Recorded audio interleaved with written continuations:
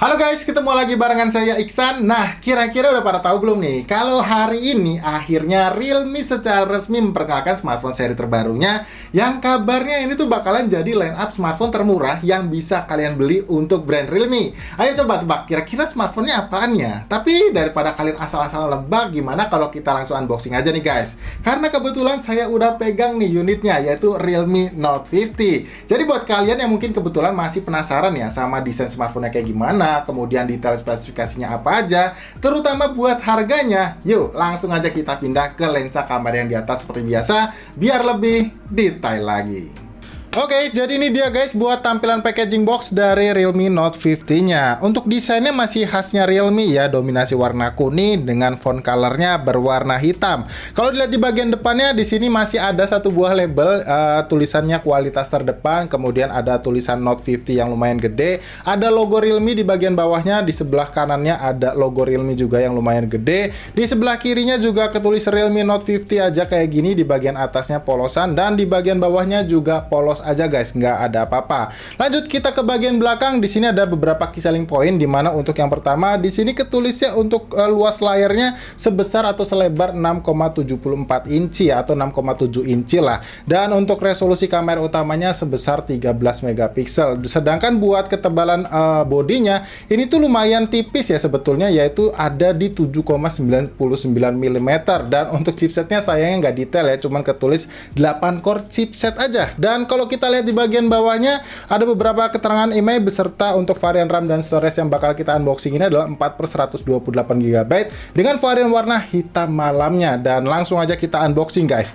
Buat informasi harganya, harusnya ini bakalan di bawah 2 juta guys. Jadi ya kalau di atas itu skip aja lah, berarti mereka itu nggak konsisten gitu sama promonya atau janjinya gitu guys ya. Oke, kita buka ya. Ini masih ada segelnya guys seperti ini. Jadi ya kalau misalkan nanti kalian beli ya pastiin kalian lihat ada segelnya atau enggak. Ya, seperti ini udah kita buka dan langsung aja kita pretelin guys. Dan ini bukanya juga agak beda ya. Jadi nggak diangkat kayak biasanya. Ini ditarik guys harusnya ya seperti ini. Nah, ya. Jadi sistemnya slot kayak gini ya buat packaging boxnya. Dan ini ada satu buah kotak lagi di mana ada ketulis slogan baru mereka, yaitu Make It Real. Dan kita lihat ya di bawahnya ini ada smartphone-nya. Dan ya udah itu aja, tapi ya harusnya kita buka di sini dulu guys seperti biasa.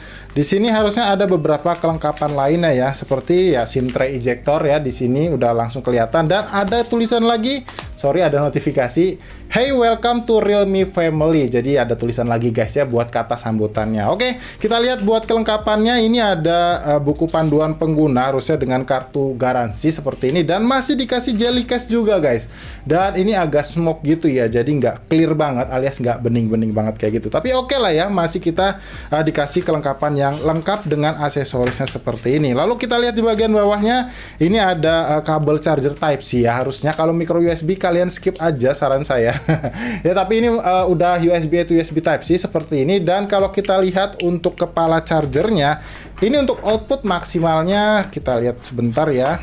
Ya, sayangnya masih sebatas 10 watt aja. Come on Realme, ini udah 2024 loh. Kenapa kalian nggak coba kasih 18 watt aja gitu? Itu masih lebih mending loh ketimbang kalian kasih yang 10 watt kayak gini. Aduh, sayang banget ini ya. Oke, sekarang kita langsung aja ke smartphone ya guys. Dan seperti ini ya untuk bukanya. Dan kita lihat di bagian belakang bodinya seperti apa desainnya, 1, 2, dan 3. Wow, desainnya sebetulnya nggak kelihatan mewah-mewah banget, tapi untuk feel di genggamnya ini tuh masih kerasa oke kok guys. Jadi nggak kerasa murahan karena kerasanya cukup solid kok. Nah, kalian bisa perhatiin ya, ini nggak terlalu kopong gitu lah untuk material plastiknya. Karena ya jelas ini material polikarbonat ya guys, jadi nggak ada bahan metalnya kayak gitu. Oke, kita coba kletek untuk stikernya supaya bisa lebih jelas ya untuk desainnya seperti apa. Ya kayak gini. Dan yang bagian paling saya suka sih di bagian sininya, walaupun ini sebetulnya ada dua layout ya. Yang satunya dibikin finishingnya matte, yang artinya itu harusnya lebih aman dari bercak sidik jari. Tapi di bagian atasnya ini pastinya nggak ramah nih guys ya, karena ya kalian bisa lihat sendiri kondisi tangan saya nggak berminyak atau basah aja, sidik jarinya udah lumayan kelihatan kayak gini. Dan ini kalau kita lihat ya, untuk setup kameranya dia dual kamera aja, dimana ya resolusi kamera utama tadi 13 megapiksel, dan harusnya ini kamera depth sensor gitulah ya, yang nggak tahu resolusinya berapa. Dan ada satu buah LED flash di bagian sini. Kalau kita lihat di bagian depannya, di sini ada satu buah lensa kamera juga guys, yang harusnya sih kalau itu yang di belakangnya atau kamera utama 13 megapiksel, ini tuh di antara 5 megapiksel ya buat lensa kamera selfie, atau 8 megapiksel aja guys. Nanti ya kalau misalkan saya udah tahu bakalan saya update di kolom deskripsi kali ya, atau nggak di video reviewnya nanti. Dan kita juga masih dikasih satu buah aksesoris tambahan berupa anti gores guys. Jadi ya lagi-lagi kalau kalian beli smartphone Realme Note 50 ini udah nggak perlu beli aksesoris lagi ya, kayak jelly case bening maupun anti goresnya. Dan kalau kita lihat untuk kelengkapan portnya, di bagian atasnya polosan aja ya, nggak ada lubang mikrofon ya, udah otomatis ini untuk penangkapan audio mikrofonnya cuman ada di bawah aja, alias single aja guys, bukan yang stereo. Dan kemudian di bagian kanannya ini ada satu buah tombol volume dan tombol power ya, seperti ini. Kemudian ada tombol power juga di sini, dan harusnya sih kalau kita lihat dari desainnya ini untuk sensor sidik jarinya ya guys, jadi masih disediain buat keamanan sidik jari. Jadi ini masih nice banget lah. Dan di bagian bawahnya ini ada grill speaker, kemudian port charger USB Type-C, lubang mikrofon, dan masih disediain port jack audio 3,5 mm. Dan di bagian kirinya ya seperti yang kalian bisa lihat, ini ada satu buah slot SIM tray yang kalau kita cek ini mestinya sih dedicated ya, jadi bisa triple slot gitu guys. Kalian bisa pakai memori eksternal tanpa mengganggu dual nano SIM cardnya. Nah kayak gini guys, tapi ya sayangnya ini nggak ada seal karetnya, jadi harus hati-hati nih ya kalau misalkan kalian itu lagi main air atau ya pas nggak sengaja hujan-hujanan gitu ya. Walaupun sebetulnya smartphone ini tuh udah dibekali IP rating 5.4 guys, yang bikin smartphone ini tuh jadi lebih tahan dari debu dan juga cipratan air. Oke, seperti biasa ya guys ya, karena ini udah kita unboxing, kita coba nyalain dulu smartphone-nya buat kita setting-setting dan install beberapa aplikasi tentunya buat nanti kita cek kembali. Jadi pastiin nggak kemana-mana guys. Yuk! Oke, jadi ini dia guys untuk tampilan layar awal dari Realme Note 50-nya. Nah, kalau kita lihat dari desain layar depannya sih memang masih pakai water drop display ya. Cuman kalau kita perhatikan lagi, bagian bezel sisi kiri kanan dan atasnya ini tuh udah lumayan kelihatan simetris sih. Cuman memang di bagian bawahnya aja yang sedikit lebih tebal dibandingkan dengan sisi yang lainnya. Oh ya, untuk informasi juga ini kalau untuk layarnya si Realme Note 50 ini tuh dia resolusinya masih SD Plus aja guys. Tapi ya sejauh ini saya lihat selama saya setting-setting smartphone tadi, ini untuk tone warnanya masih oke kok ya, terutama buat kontrasnya, jadi nggak kelihatan kayak murah gitu ya buat visualisasi gambarnya. Dan seperti biasa sebelum saya nanti bahas panjang lebar juga soal smartphone ini, di sini saya mau coba tunjukin dulu ke kalian untuk kecepatan baca sensor sidik jarinya, yang saya rasa ini udah responsif ya guys buat ukuran harga segini. Dan kalau misalkan gitu ya sewaktu-waktu tangan kalian lagi basah atau berminyak gitu, kalian bisa manfaatin juga fitur keamanan face unlock-nya, yang saya rasa ya untuk kecepatan bacanya sebenarnya masih lumayan oke sih, karena ini ada tiang aja guys, jadi ya agak susah mungkin ya buat nge-trackingnya, tapi masih bisa banget lah buat kalian manfaatin kalau misalkan sewaktu-waktu kejadiannya itu jari kalian lagi basah atau berminyak kayak saya sebutin tadi. Oke, di sini juga saya mau tunjukin ke kalian juga ya untuk sistemnya atau sistem operasinya maksud saya guys. Ternyata Realme Note 50 ini tuh masih pakai Android 13 dengan tampilan Android stock 13 guys. Jadi nggak dikasih atau dikemas sama Realme UI gitu ya, dan bener-bener ini looks-nya kayak Android stock banget ya buat pengaturan atau interface dari settingannya seperti ini. Dan kalau kita perhatikan di laci aplikasinya pun ya masih sama juga ya kayak Android stock gitu, yang nggak biasanya dipakai di sebuah smartphone dari Realme. Tapi buat aplikasi bloatware-nya ini sayangnya nggak sebersih Android stock biasanya ya, jadi masih banyak banget aplikasi bawaan atau bloatware yang terinstall di pertama kali kalian nyalain smartphone-nya. Tapi masih bisa di-uninstall kok kalau kalian ngerasa banyak yang nggak berguna ya, terutama kayak aplikasi game kayak gini.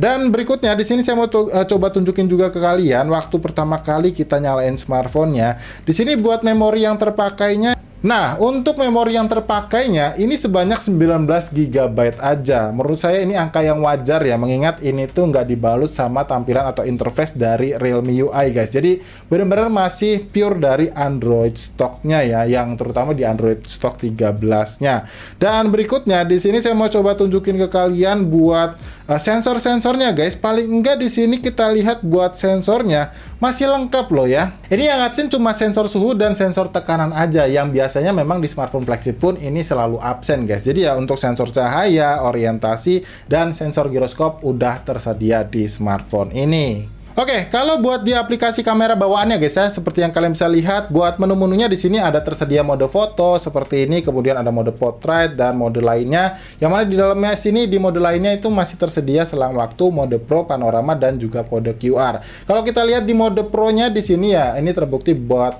foto aja guys, jadi nggak bisa kalian pakai buat rekaman video, dan terbatas di lensa kamera utama atau kamera belakang aja. Jadi buat kamera depan nggak tersedia. Dan selanjutnya kalau di mode videonya, ini mode perekamannya resolusinya cuma sebatas di SD atau bisa bilang Full HD ya guys ya, 1080p 30 fps, jadi nggak tersedia yang 60 fps. Buat lensa kamera depan kalau kita perhatikan untuk resolusi perekaman videonya cuma mentok di SD Plus aja, yaitu 720p. Ini agak sayang sih sebetulnya, kalau seingat saya untuk chipset Uni SoC T612 itu ISP-nya harusnya bisa mengakomodir untuk resolusi di sorry ada suara motor lewat ya, yaitu di perekaman 1080p 30 fps, tapi ini dibatasin di 720p 30 fps, nggak tahu kenapa ya. Dan kalau kita lihat satu lagi, tapi paling nggak ini masih disediain untuk mode foto malamnya. Dan kalau kita putar ke kamera depan kayaknya nggak bisa guys buat mode malamnya, jadi terbatas juga di lensa kamera belakangnya.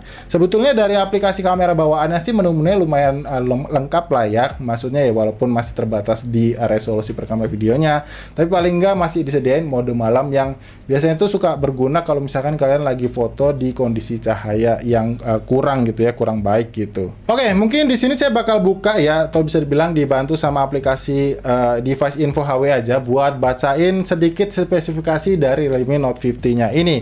Untuk yang pertama, kalau kita perhatikan ya di bagian sini, untuk tipe memorinya ternyata yang dipakai bukan yang UFS guys ya, melainkan yang masih eMMC.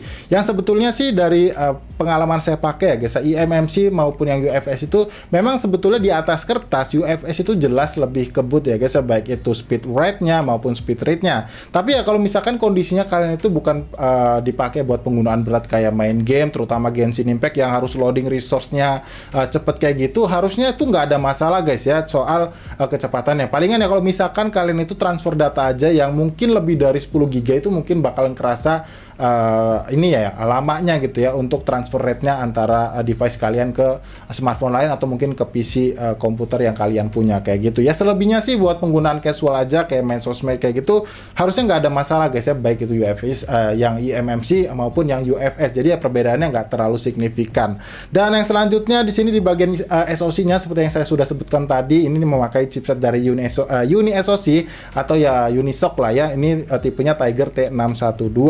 Kemudian buat screen layarnya ini resolusinya SD Plus guys, jadi bukan yang Full HD Plus. Tapi ya waktu saya install beberapa aplikasi sambil setting-setting smartphone yang tadi, jujur SD Plusnya ini kualitasnya masih yang oke kok ya, karena untuk kontrasnya masih kerasa deep, jadi nggak kasih kesan kita kayak layar murahan gitu ya buat visualisasi gambar di bagian layarnya. Lanjut buat di bagian penyimpanannya, ini bener tertulisnya RAM 4 GB dengan memori internalnya yaitu sebesar 128 GB. Untuk kamera ini benar juga resolusi kamera belakang 13 megapiksel, cuma satunya lagi nggak tahu ya di sini nggak kelihatan. Tapi untuk lensa kamera depannya ini 5 megapiksel guys, jadi bukan yang 8 megapiksel.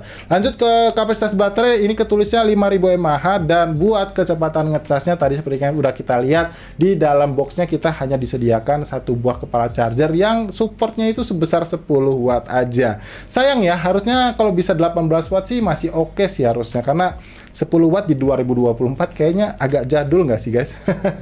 Tapi oke lah ya, semoga aja nih harganya bakalan bagus ya, karena saya jujur belum tahu nih harganya berapa ya, mestinya sih di bawah 2 juta lah ya kayak gitu guys. Oke ya, jadi ya sejauh ini menurut saya ya Realme Note 50 ini memang kalau secara spesifikasi di atas kertas ya, kalau dibandingin smartphone di bawah 2 jutaan dengan brand lain mungkin belum yang terbaik guys. Tapi karena beberapa waktu yang lalu itu saya dapat kesempatan buat survei langsung atau bisa dibilang grebek langsung ke pabriknya soal perakitan Realme Note 50 ini, jujur memang yang di highlight dari smartphone ini tuh soal durability atau bisa dibilang kualitas daripada body smartphone-nya guys ya. Karena guys, bayangin aja buat ngerakit smartphone ini tuh sampai jadi itu ada 50 tahapan dalam proses guys.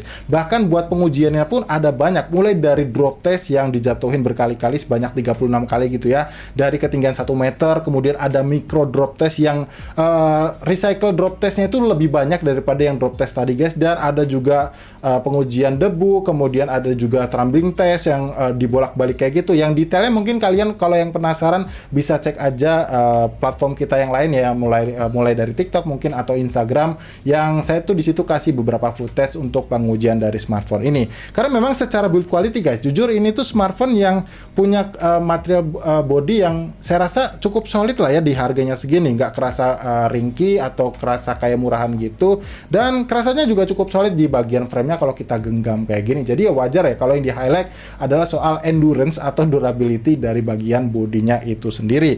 Apalagi ya untuk sertifikasi dari smartphone ini juga nggak main-main ya guys, yaitu IP54 yang cukup jarang ada di sebuah smartphone di bawah harga 2 jutaan. Jadi ya di smartphone ini juga udah tersedia, itu udah bagus banget. Dan kemudian dari bagian desainnya juga ya memang bukan yang terbaik, tapi paling nggak kasih kesan yang murahan. Itu aja sih dari saya soal desain smartphone ini. Tapi ya selebihnya kalau mungkin kalian ngerasa kurang ya detailnya, nanti bakal saya coba bahas aja di video reviewnya. Atau buat kamu yang masih penasaran soal hal lain dari HP ini, bisa banget untuk tulisin aja di kolom komentar yang ada di bawah. Karena siapa tahu nanti bakal saya coba jawab di video review Realme Note 50-nya ini. So, seperti biasa guys, sebelum saya tutup videonya, kalau kalian ngerasa suka ya sama video unboxing kita kali ini, yuk dibantu untuk klik tombol like-nya kalau kalian suka, dan di-share juga ya ke teman-teman kalian. Karena barangkali gitu ya teman kalian lagi cari-cari info soal smartphone Realme Note 50-nya ini. So, kalau gitu sampai di sini saya extend pamit guys, dan tentunya sampai kita ketemu lagi ya di video unboxing yang berikutnya. Thank you guys.